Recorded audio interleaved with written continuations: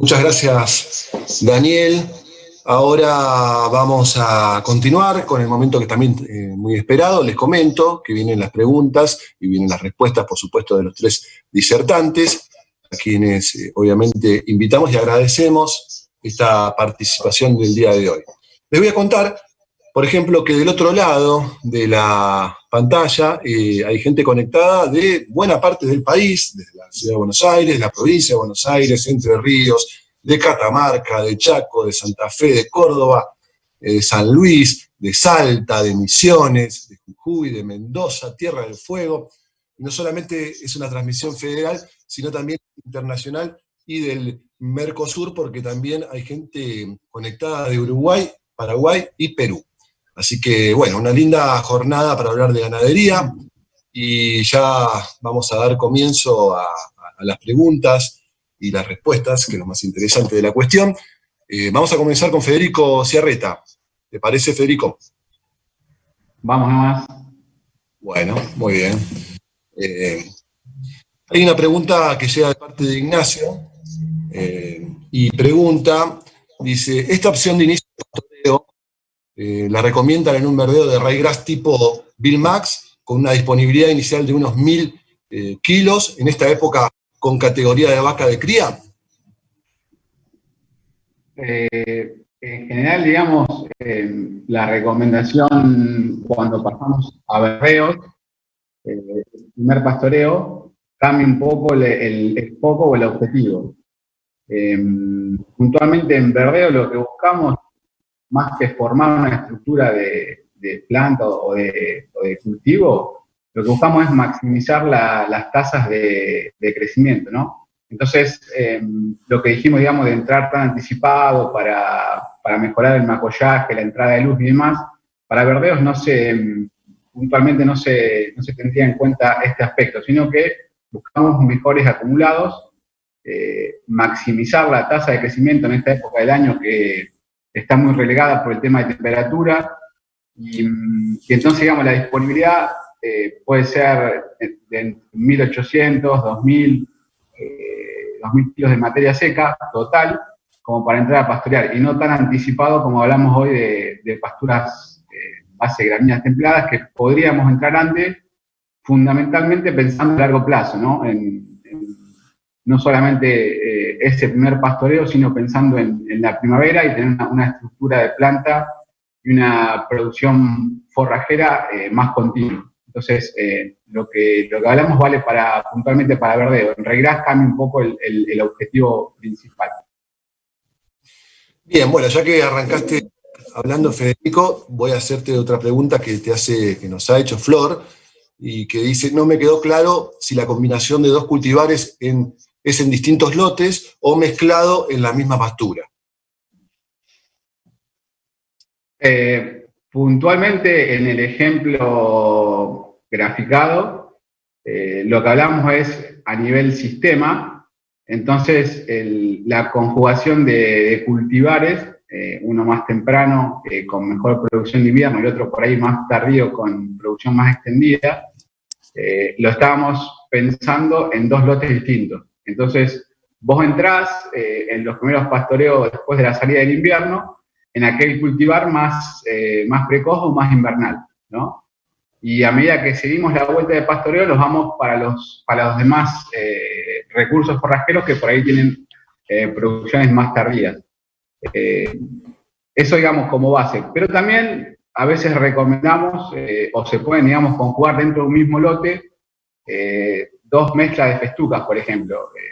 En ese caso, a veces pensamos en combinar en la mitad de dosis, supongamos que sembramos entre 14 y 16 kilos por hectárea de una festuca con un trébol blanco, y queremos un poco equilibrar la oferta. Podemos elegir dentro de la paleta de productos una festuca de tipo, por ejemplo, mediterránea, que tiene un diferencial de crecimiento en invierno, y combinarla con una festuca de tipo continental para tener una producción más acumulada en la primavera-verano. En ese caso, digamos, si queremos blendear, tenemos que mezclar las semillas con anticipación en las proporciones que se recomiendan. En general es o mitad y mitad, o un poquito más el porcentaje adecuado, digamos, a lo que más necesito. Si necesito más invierno, ahí le pondré algunos kilos más de una festuca mediterránea, y si necesito una producción integral más tirando a la primavera, le pongo en mayor proporción de la festuca continental. Bien, bueno, ahora vamos a ir mechando con los otros disertantes también, así vamos, le vamos dando respuestas que van llegando. La verdad, muchas inquietudes del otro lado, está muy bueno. Como les comentaba recién, hay muchísima gente conectada.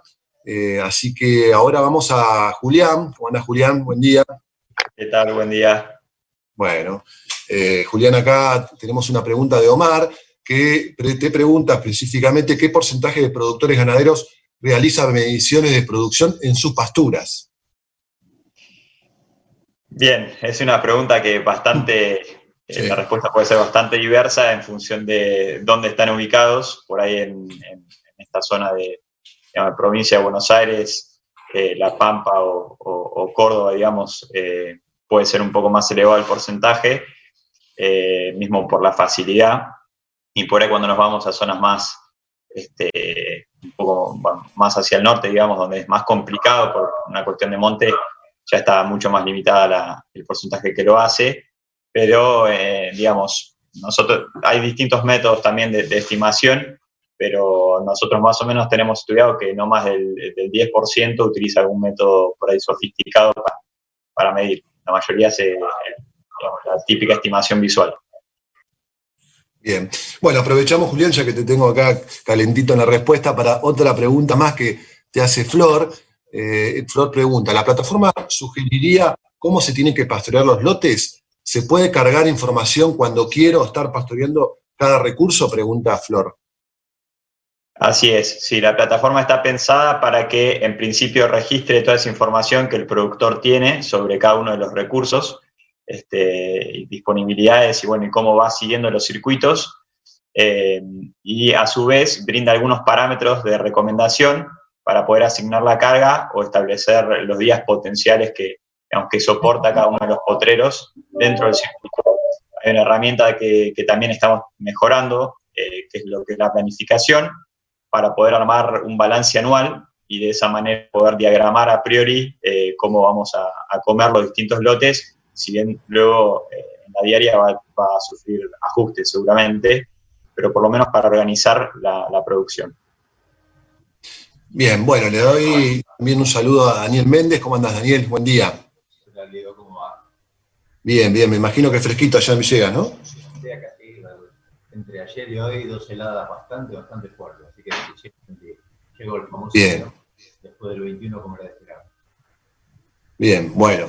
Bueno, Daniel, mira, acá Santiago también te hace una pregunta. Dice, por ejemplo, para saber la cantidad de pasto, ¿no se pueden calcular las raciones que tenemos disponibles en base a la materia seca que tenemos?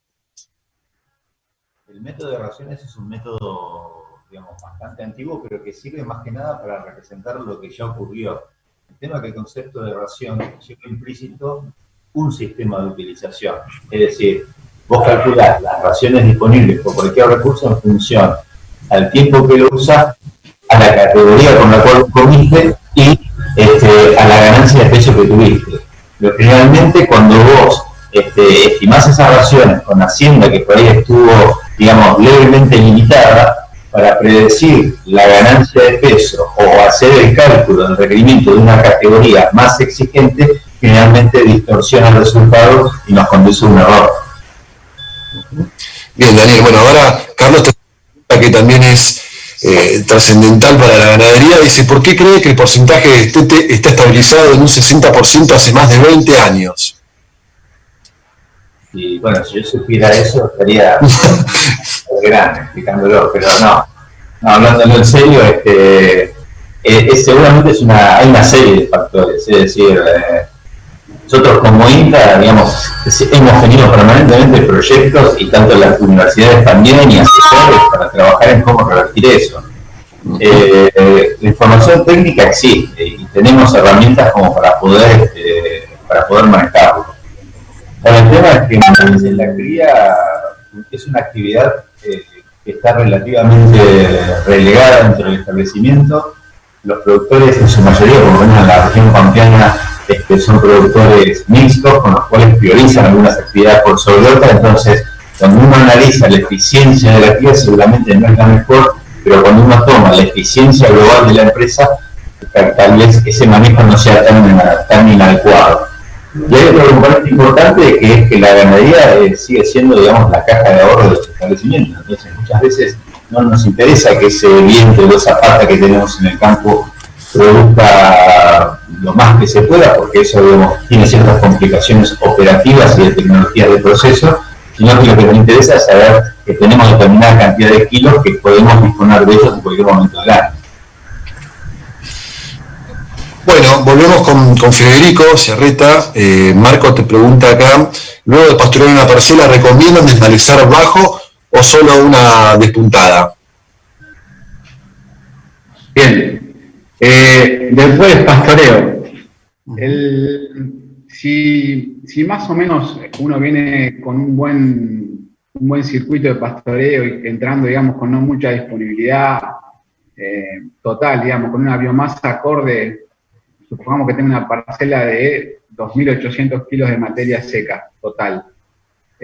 Por lo general, digamos, en esos momentos, si yo entro, la pastura es en su mayoría láminas, hojas, que son, digamos, pastoreadas muy eficientemente, o sea, se puede levantar hasta el 70-80% del total de pasto ofrecido, y en ese caso, digamos, si pastoreamos en momento y en forma, no deberíamos tener que pasar una desmalezadora. Ahora bien, pongamos, digamos, que se nos escapa el pasto y tenemos, digamos, que hacer correcciones, podemos pasar una desmalezada. El tema es siempre cuidar un remanente, ¿no? O sea, no podemos desmalezar muy abajo, siempre hay que cuidar un porcentaje de tejido que quede, de hojas vivas, para resumir el crecimiento. Y esto es más crítico a medida que nos vamos más para el verano. Desmalezadas muy abajo, ya en diciembre y enero, van a traer problemas en la persistencia de la pastura, van a traer problemas en el crecimiento posterior, en el rebrote de otoño, con lo cual lo ideal sería tratar de entrar a tiempo.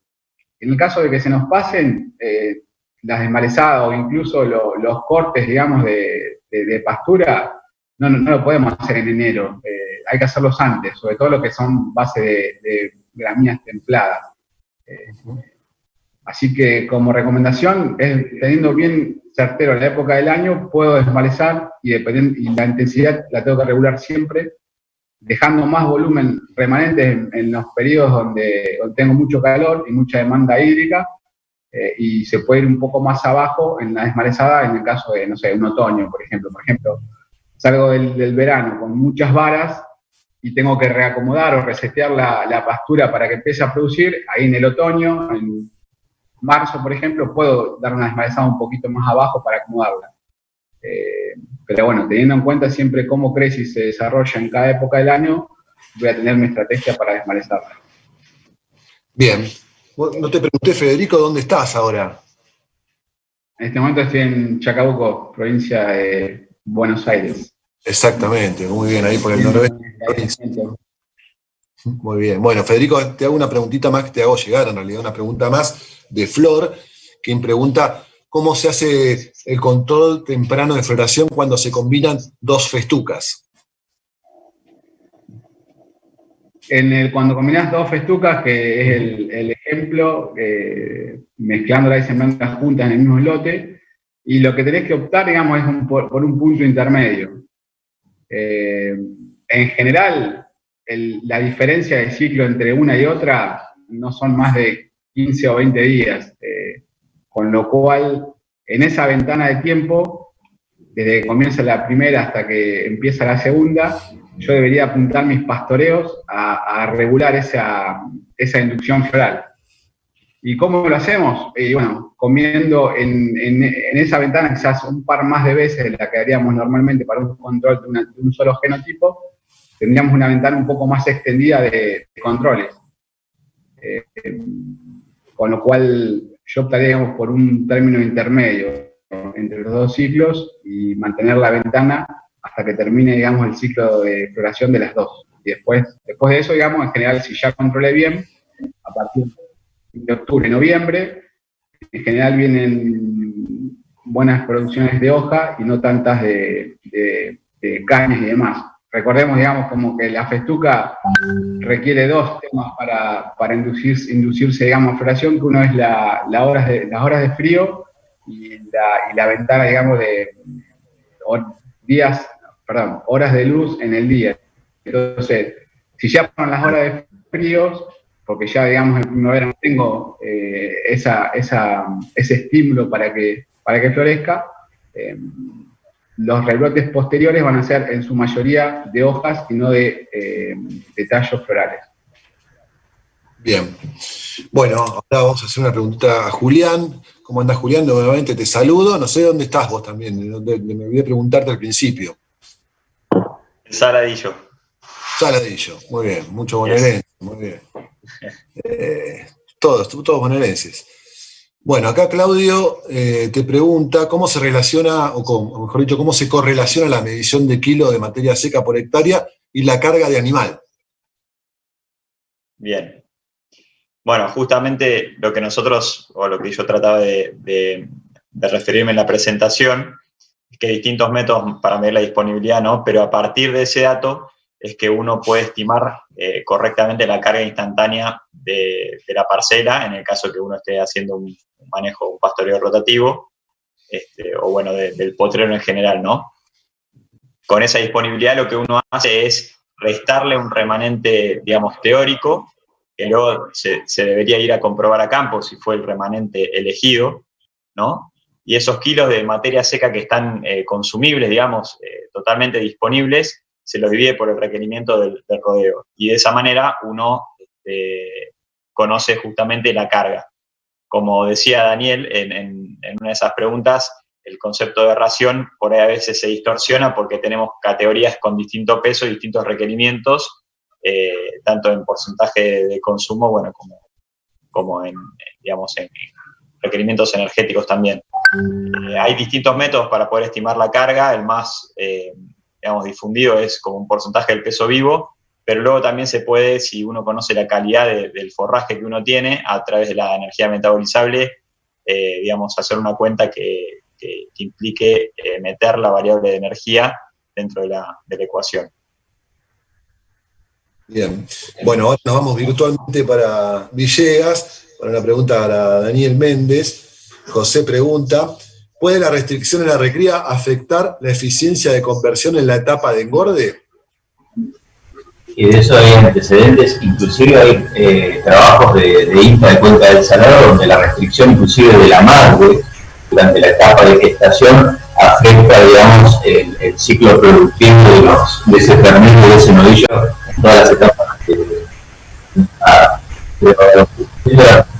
sí, está claro que, digamos, que crías relativamente demoradas o retrasadas provocan que después requieran de corrales de mayor duración y con mayor consumo de grano y de dieta, con lo cual siempre conviene que esta recría se encuentre estabilizada o manejada dentro de aproximadamente un punto de ganancia que no esté por debajo de los 700 gramos para hectárea por día.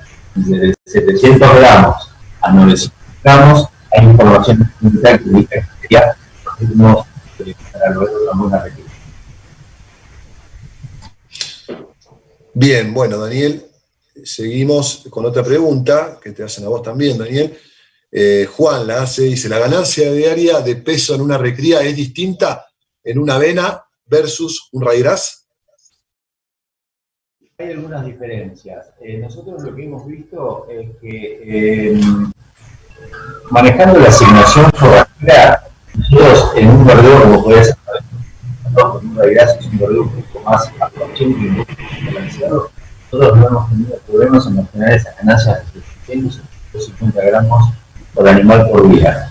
En general el raigras, como tiene, digamos, una lenta tasa de crecimiento inicial, cuando uno, digamos, realiza la primera utilización, la hace como en un estado más avanzado de madurez con respecto a una avena. Entonces, en esa situación, el raigras presenta una composición desde el punto de vista nutricional. Cuando digo nutricional me refiero a la relación proteínas brutas, carbohidratos, un poco más balanceada. Entonces, uno podría esperar una mejor ganancia de peso en ese primer pastoreo utilizando un raigras versus una avena, pero siempre esa diferencia en la magnitud que te comenté, es decir, entre 700 gramos para una avena a 900, 950 gramos para un raigras. Siempre hablando con asignaciones forrajeras no limitantes, que no es un detalle menor. Bien, bueno, muchas gracias, Daniel. Ahora otra pregunta para Federico. Bautista pregunta, cuando hablas de control de floración en agosto y octubre, ¿desmalezarías para ayudar ese control?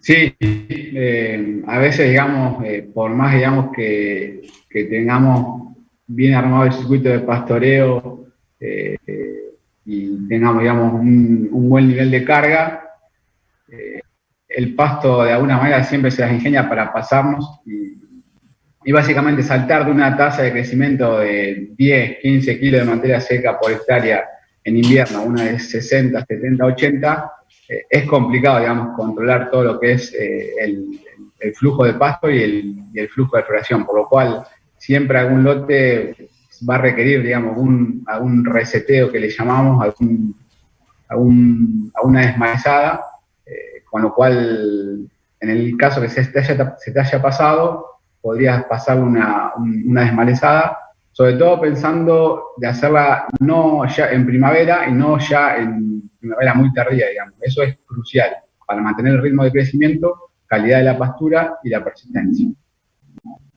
Bien, bueno, ya que te tengo acá con la respuesta, Federico, acá Luis también te pregunta, ¿por qué hizo referencia a que no se puede dar ese primer pastoreo en caso que la pastura tenga alfalfa?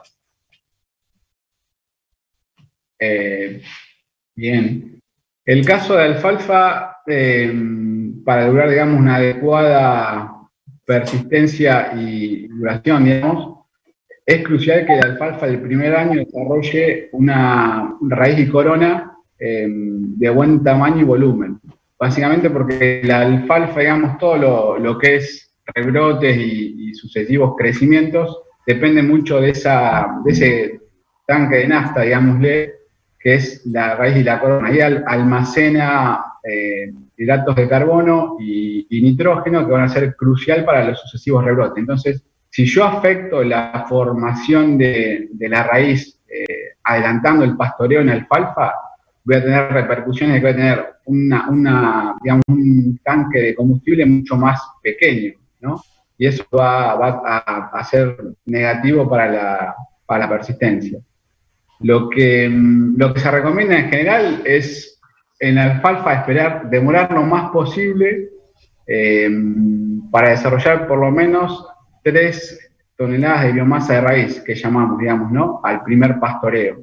Eso se cumple cuando, supongamos que tengamos alfalfa pura, se cumple cuando la alfalfa tiene cerca de entre 12 y 14 nudos o 2.800, 3.000 toneladas de biomasa aérea. Hay una relación entre lo que es capaz de producir en la biomasa aérea a través de la fotosíntesis y volumen de biomasa radical. Eso es crucial. Ahora, cuando está sola, yo la puedo dejar y esperar, digamos, ese primer pastoreo para acumular mucha raíz. El tema es cuando está por ahí consociada con alguna otra gramínea. Lo ideal, cuando está consociada con alguna otra gramínea, es tratar de demorar igual el pastoreo lo más que se pueda, siempre y cuando la alfalfa no sea sombreada. Como que tengamos alfalfa con festuca, bueno, demoro la entrada lo más que puedo hasta que la gramínea empiece a sombrar, y ahí, digamos, aunque la alfalfa no haya desarrollado 3 toneladas de biomasa de raíz, como dijimos hoy, como momento fundamental para el primer pastoreo, debería entrar, porque el sombreo empieza, digamos, a jugarle ya negativamente a la alfalfa. Entonces, esos 2 casos en los cuales tengo que tener un especial ojo y tratar de buscar el balance entre las 2 especies, tanto en la gramínea como en la leguminosa, para poder entrar al primer pastoreo. Bien, tengo acá otra pregunta que hace Juan, se la hace a Julián Torres, así que Julián te pregunta, Juan, ¿tiene tablas de costos de kilos de materia seca de distintas pasturas? Sí, nosotros hemos estudiado particularmente un tipo de pastura digamos, más común, que es una mezcla de especies, digamos, de gramíneas y alguna leguminosa, particularmente para esta zona de Buenos Aires.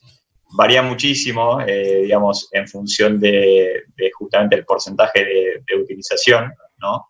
Ese costo del kilo de materia seca producido generalmente está entre 2 y 4 centavos de dólar por kilo de materia seca, por lo menos con los números que tenemos más actualizados, que no son tan actualizados, sino son más de hacia fin del año pasado.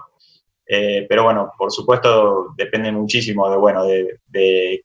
obviamente de qué variedad se siembra, de qué estrategia de fertilización se piensa, y por supuesto que de la eficiencia de uso, ¿no? Porque de ese costo hundido, digamos, en una hectárea de pastura, depende justamente el costo de lo que se aprovecha, ¿no? Eso es lo que por ahí quería hacer hincapié con el análisis de sensibilidad, de ver cómo varía no solo el costo del kilo de carne o la productividad de un kilo de carne por hectárea, sino también el costo del insumo fundamental, que es el pasto. Bien, bueno, quiero contarles que hay muchas preguntas. La verdad que hemos recibido muchas inquietudes, que las seguimos haciendo. Yo creo que podemos llegar a estar todo el día. Me parece que no es la idea. Sí, la intención de aquellos que preguntaron, y por ahí no le vamos a poder hacer la pregunta por los tiempos en este vivo, que las respuestas van a llegar vía correo electrónico. Así que cerramos con Daniel, con la última pregunta que te hacen, Daniel, y tiene que ver con una cuestión así bien práctica. Dice, ¿por qué es mejor suplementar en los verdeos por la tarde? Hay varias teorías, varias... en términos generales, está el tema de los desbalances por el cual el animal consume el pastoreo de verdeo, que genera ese desbalance que va a tener mucha proteína. Desde ese punto de vista, tal vez el animal accedía al pastoreo, ya habiendo consumido grano, se produce una sincronización entre la energía y proteína y de esta manera de un uso más eficiente. Ahora eso está un poco en revisión porque, bueno, en teoría hay todo un proceso de recirculación del amoníaco, con lo cual muchas veces esa pérdida no sería de tal magnitud. Mucha gente le resulta más práctico la suplementación por la tarde, porque primero no interfiere con el horario de máximo consumo del animal, que es de la mañana, y a la tarde, en general, cuando, digamos, 3, 4 de la tarde, ya, digamos, ampliarse el suplemento, que puede ser silo, grano, en las ensenadas, el animal ya se acerca a la ensenada para pasar la noche, y ya, digamos, esa suplementación no estaría afectando el patrón diurno de consumo. Bien. Bueno, la verdad que más que interesantes los 3 temas, agradecidísimos obviamente por esta predisposición para las respuestas, para Federico Ciarreta, Julián Torres y Daniel Méndez, a los cuales a los 3 obviamente le agradecemos el tiempo, y les contamos a la gente que quedaron muchas preguntas sin responder, pero que se las vamos a acercar a Federico, a Julián y a Daniel para que también se las puedan responder. Así que muy interesante, agradecidos muchachos por el tiempo. Esta es la primera jornada que organiza Ventum, así que bueno, han sido un poco quienes han iniciado este camino. Gracias por el tiempo. Gracias a ustedes. Gusto. Bien. Bueno, contarles a todos los demás que nos están viendo que hemos llegado al final, como les contaba recién, de esta jornada de Ventum. Queremos agradecer a todos ustedes, obviamente, que estuvieron del otro lado, y por la participación activa que tuvieron, y también, obviamente, a CLAS, a KWS, a Parinero, a Clarín Rural, a Infocampo, a la Cámara Argentina de Contratistas Forrajeros, que hoy por hoy acompañaron esta primera edición de Experiencia Ganadera. Recuerden que todas las disertaciones van a quedar subidas en este mismo sitio web, y que para la próxima jornada van a poder también inscribirse de la manera más sencilla, porque ya ingresaron su mail y su contraseña, así que va a ser todavía más fácil poder estar en esa jornada. La próxima jornada, hablando de volver a vernos virtualmente, va a ser el 31 de de julio, así que van a recibir toda la información por mail, como siempre. Están todos invitados a participar en esta gran experiencia que tiene que ver con la ganadería. Que tengan todos un muy buen día. Esto fue Experiencia Ganadera versión 1. Nos estamos viendo el 31 de julio. Muchas gracias. La oportunidad real para tu campo está en miprimeraclass.com.ar. Financia hoy tu 0 kilómetro Jaguar o Tucano o una de las 20 usadas seleccionadas. Mi Primera Class, la última tecnología, ahora también para vos. Somos KWS y tenemos una clara visión: ser a través de nuestras semillas de calidad y conocimiento en agricultura, la empresa confiable para los productores a lo largo de las generaciones. Con KWS vos elegís genética y agronomía al servicio del productor. La elección de tu lado. KWS.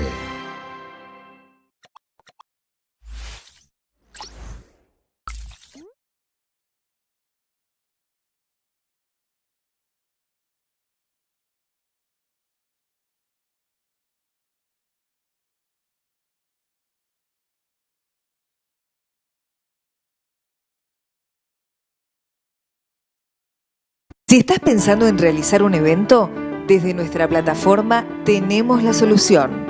En Eventum podemos realizar streaming en vivo de reuniones, seminarios, congresos, ya sea desde computadoras personales o equipos profesionales. Puede ser grabado o en vivo, con invitados o abierto a todo aquel que quiera registrarse. Permite interacción e intercambio y te ofrece además todo el material una vez finalizado tu evento. Somos un grupo de profesionales especializados en producción de imagen y sonido, streaming, organización de eventos, con un profundo conocimiento del sector agropecuario. No dudes en contactarnos. Somos Eventum. Convertimos tu necesidad en realidad.